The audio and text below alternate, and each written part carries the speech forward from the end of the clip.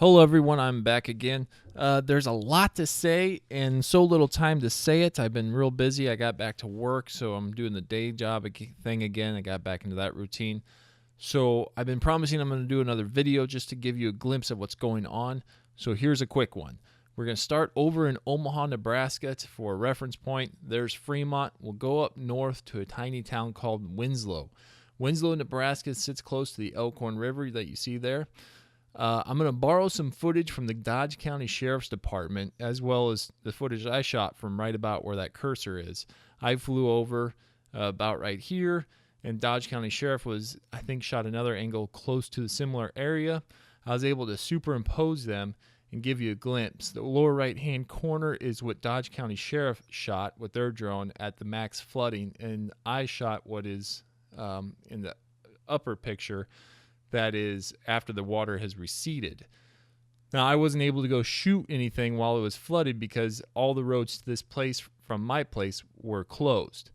And this is directly below the camera, or directly below the drone from the shot you just saw.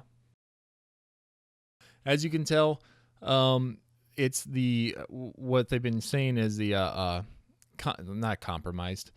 Everything's being undermined, as the water flows from the right hand of the screen to the left hand of the screen, it drops off the road and creates a digging pattern. Try to remember when you were a child, or if you are a child, digging in the sand. And that's essentially kind of what happened here, is as you dig down, even though you dig down in one location, the sides start to fall in and the hole gets bigger. That's essentially what's happening here. The water falls off the road, digs down, and it starts to pull the side in. And down this entire length that you're seeing, that deep, dark shadow underneath that shoulder, that's all been undermined. As the water comes over the road, it creates a digging effect and starts to pull stuff underneath. And now they got this excavator just cracking the shoulder because there's nothing underneath the shoulder. And this is actually the better condition highway. This is a pretty major highway going north out of Fremont. A lot of traffic on this one, so I imagine it's prioritized. But it only got broke or undermined to the shoulder, which is actually fortunate compared to a lot of other areas further south that were completely destroyed, where the roads were wiped away. Now remember this shot in the other video of Beamer with all that white capping? That white capping is the water falling off the road on the other side and creating that digging effect. So this is Beamer. They had the same effect as what you're seeing here. It's all been undermined on the other side. And I think this shoulder was all asphalt shoulder. So the good news about this is asphalt is recyclable, as in they can they can melt it down or grind it down again and pour it back down into another asphalt surface. It just takes a lot of labor, and it's going to slow traffic down. And in the meantime, it's going to be kind of treacherous because anyone that floats that white line, if your tire catches just a little bit of that edge, it's going to suck you right down into that ditch or right into that hole. And instead of having a rumble bar warn you that, oh, you're about to drift off the road, you're just going to drift right off the road, and it's going to total your car. But believe it or not, this is actually fairly minor compared to a lot of other areas. And I haven't been able to get to the other areas. And I also made an observation. If Winslow's there, I'm going to show you up by Scribner. I made an observation about Scribner while bouncing around, just trying to gather shots and make observations. And remember remember this shot of around Scribner? This is on the west side of Scribner. As we fly into Scribner, you notice how all the water stops up against that bank, that levee system. And in the video where I first showed this, I kind of marveled at how well this system worked as far as stopping all the water. That little nook there is all the corn stalks that got pushed up against it. And here we have is this tiny little gate that you wouldn't think would work, but it is. And it stopped all that water. And that's the highway leading right up to the gate. And here's an aerial or the Google Earth view of where the gate's located on the north side of Scribner. Now we can tell that it's obviously working very well, but it has a downside. This is the observation I was talking about. If you look at the river up to the north, it's got a lot of curves, a lot of windiness to it. Further north, it goes straight along 275, but as it gets to Scribner, it does a lot of bending and turning. So the water's either got to go, if it can't go through Scribner, it's got to go to the left, which is the west, or to the right, which is the east. And since it can't go through Scribner, you have more mass of water going to the east, which hits this area as it goes through these curves and picks up speeds. It hits this area that's already been compromised into this field. And this is what that F is actually called Scribner-Herman Road. And this is taking off from the east side. The Scribner is up at the top of the screen, and we're headed towards the river.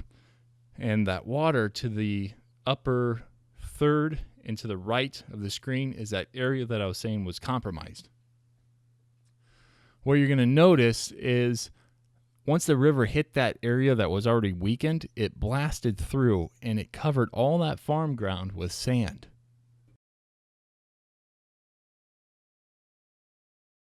The good news, if there is any good news, is that the road itself was actually fairly intact. The highway, or the paved part of this road. There's a county road that goes perpendicular to the cement road that we're looking at right now. That road didn't do so well. But as the river came through, instead of bending or curving to go under the bridge like it normally does, it just hit that wall with all that speed and momentum and that mass and just blew through it. And it took entire trees with it. You can see how these trees were uprooted with the bulbs, the root bulbs still attached, and then it would just drag them across this entire farm field. Deposited all the trees, deposited all the sand, and here's that gravel road I was talking about showing up in the right-hand side. It's got a bunch of dark spots. Well, those dark spots is where the river just cut it through, like it just carved it out. So there is no road there. That part is gone. And this is, like I said, this is on the east side of Scribner, what the locals call the Scribner-Herman Road, which is actually County Road F. So now that's been blasted through. I don't know what the process is to somehow mitigate or fix this.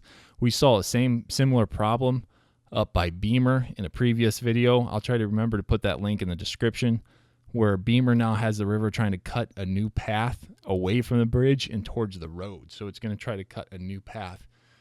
And, in lesser terms, we might be able to mitigate it. But if this is going to be a trend, I don't know what the solution will be.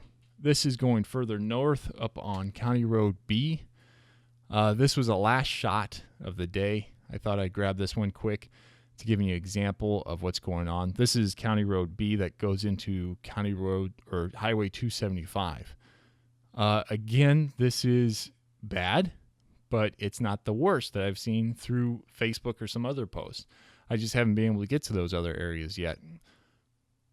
What you'll notice is even though this is several days after the flood and that the water has receded, there is no construction workers here because there's so many miles of highway that are damaged or compromised that there is no crew left to actually work in this area. So this is going to happen a lot of places.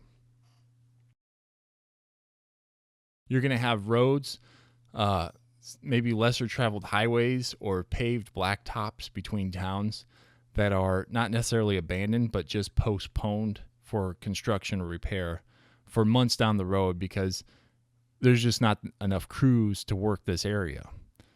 And I wanted to kind of give you an idea of the scale.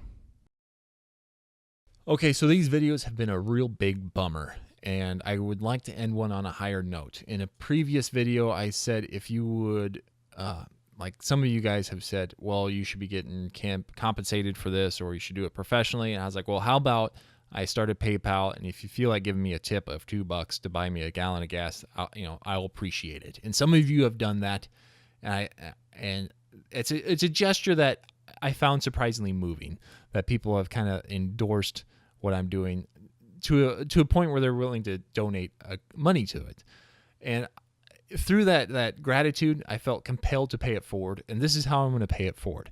This is a GoFundMe campaign that I am not affiliated with.